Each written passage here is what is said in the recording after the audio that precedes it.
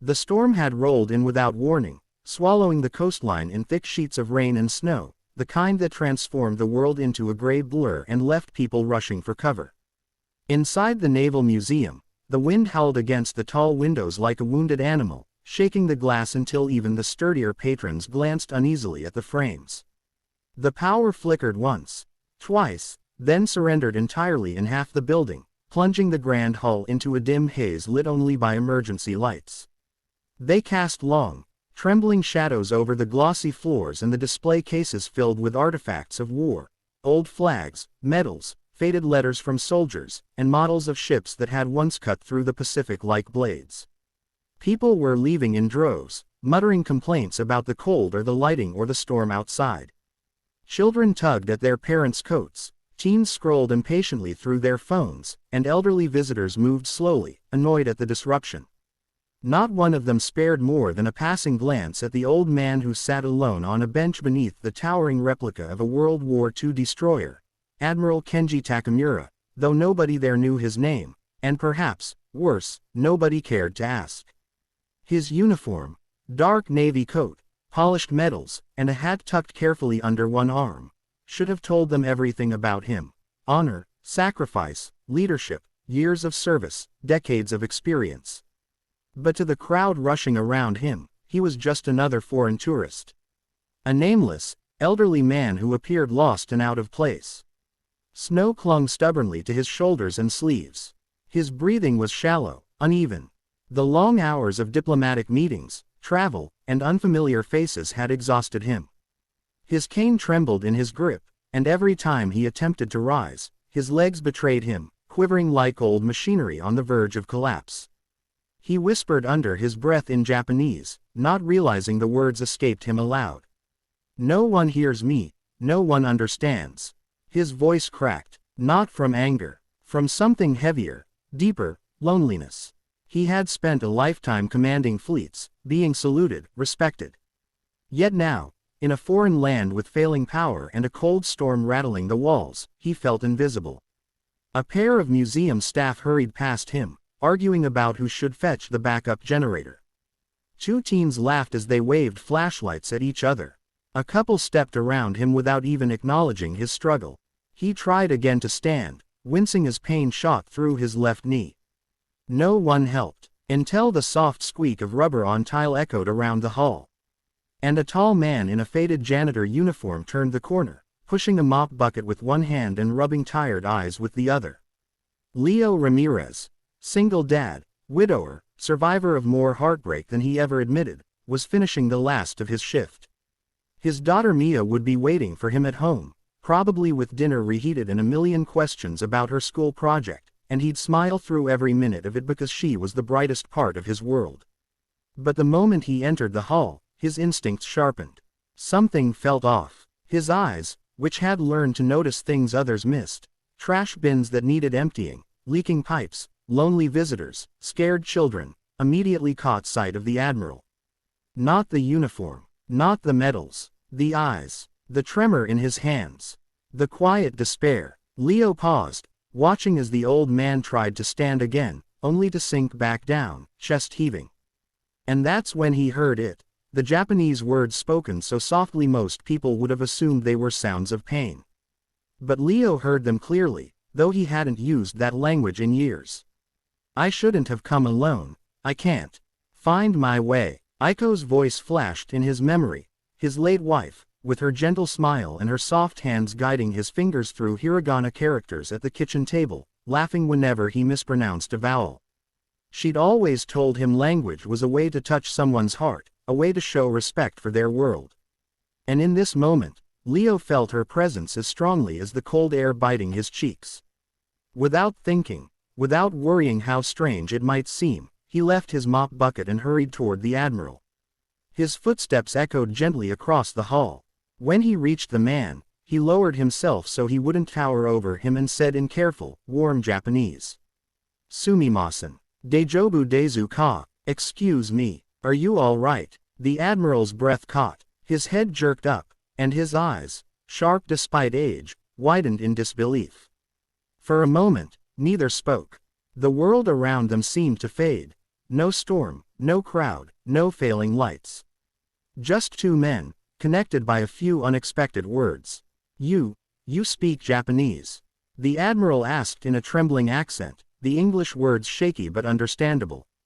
Leo bowed lightly, exactly as Aiko had taught him. I speak a little, but enough to help. Sir, are you hurt? Do you need assistance? At the word sir, something cracked in the Admiral's expression, not pride, but relief. Respect had been a rare gift that day. He tried to rise again. His legs buckled. Leo instantly extended an arm, steady and strong. Lean on me, he said in Japanese. It's all right. The Admiral hesitated only a second before gripping Leo's forearm. His touch was frail yet dignified. As Leo helped him stand, the old man whispered, "Thank you. I was beginning to think no one in this place cared."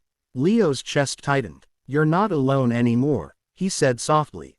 People started to turn their heads, finally noticing the interaction. Some blinked in surprise. Others whispered, shocked that the quiet janitor spoke another language so fluently. But no one dared interrupt. Leo guided the Admiral slowly toward the private side exit reserved for visiting officers, speaking to him gently as they moved down the dim corridor. The Admiral confessed he had been overwhelmed by the storm, disoriented by the sudden dark, and too embarrassed to ask for help when no one seemed willing to offer it. Leo listened, really listened, something the Admiral hadn't experienced all day. When they reached the exit, the emergency lights flickered again, making the old man's medals glow faintly. Finally, museum officials caught up, hurrying in with frantic apologies. Admiral Takamura, we didn't realize. Sir, we are so sorry. The Admiral lifted one hand, silencing them with quiet authority. This man, he said, pointing to Leo, showed me more honor and dignity than any of you. The officials froze, stunned. Then the Admiral turned fully to Leo, studying him as if memorizing every detail of his face. What is your name? He asked. Leo Ramirez, sir. The Admiral nodded. Leo Ramirez, I would like to speak with you again. There is something important I wish to discuss, something only a man like you can understand. Leo stared at him, breath caught in his chest. Behind the Admiral, the storm outside roared. But deep inside the old building, standing in that dim hallway, Leo felt something ignite, something powerful and unfamiliar. Fate, and it had just whispered his name. Part 2. The next morning dawned cold, crisp, and bright, so bright that the melted snow on the sidewalks reflected the rising sun like shards of diamond. Leo stood in front of the military guest facility the Admiral had directed him to, his breath visible in the freezing air, his hands shoved deep in the pockets of his janitor uniform. He hadn't changed clothes. He didn't own much more than this uniform and a few shirts he rotated through the week. He hoped no one inside would mind. He kept telling himself this would be a simple thank you meeting. A polite gesture from an honorable man. Nothing more. But the moment he stepped through the sliding glass doors, everything felt different. Two guards at the entrance nodded and bowed to him. A young officer approached and said, Mr. Ramirez, sir, please follow me, sir. That word still felt foreign, even unnatural, to Leo. No one at work called him that. No one in his entire life had spoken it with such respect. He followed the officer down a pristine, polished hallway lined with portraits of admirals and naval heroes. The walls smelled faintly of cedar and disinfectant. Each step made his heart pound harder. When the officer opened the doors to a conference room, Leo stopped short. Inside were 7 high-ranking officials, some American, some Japanese, standing around a large table covered in detailed maps, documents, and briefcases. Admiral Takamura sat at the head of the table, back straight despite his age, eyes sharp and alert. Leo instantly tried to back out. I think there's been some mistake. I'm just a janitor. Nonsense, the Admiral said, rising slowly with his cane. You were precisely who I invited. Leo felt his stomach twist. But sir, I don't belong in a room like this. I fix mop buckets and sweep hallways. That may be your job, the Admiral interrupted, but it is not who you are. A silence settled over the room, heavy, meaningful, unbreakable. The Admiral gestured for Leo to sit. Leo hesitated, glancing around the room, then reluctantly lowered himself into a chair. One of the American officers, a stern-faced woman with stripes across her sleeve, opened a folder. "Admiral Takamura told us everything that happened yesterday. And he told us something else too." Leo swallowed. "Something else?" The Admiral's eyes softened. "Leo, you approached me not as a janitor, not as a stranger, but as a human being. You saw what no one else saw. You understood my words, my culture, my distress. My own officers did not recognize my need, yet you did." Leo shifted uncomfortably. "Anyone would have done the same." "No," the Admiral said gently. "Not anyone. Only someone with a generous heart." He leaned forward, gripping his cane. "We have a situation requiring someone exactly like you. Someone who understands both American and Japanese culture. Someone civilians can trust. Someone with empathy." Leo blinked. "But I'm not trained for anything official." "You have the most important training," the Admiral replied. "Compassion." Another officer slid a document toward Leo. "There is a Japanese naval family here on diplomatic travel," she explained. "They have a young son with special needs. He became overwhelmed in a crowded public facility last night. The family is shaken. They need someone who can speak to the child in Japanese and help bridge communication." Leo's breath caught. "A child? Like my daughter?" The Admiral nodded. "Yes. And like your daughter, he needs someone patient. Someone gentle." He paused. "Someone like you." Leo's chest tightened. Memories of his late wife teaching him Japanese flooded in. The way she'd smiled every time he mispronounced Sue, the nights they'd practiced phrases together while Mia slept. "I can try," he whispered. "I don't know if I'll be enough." "You will," the Admiral said firmly.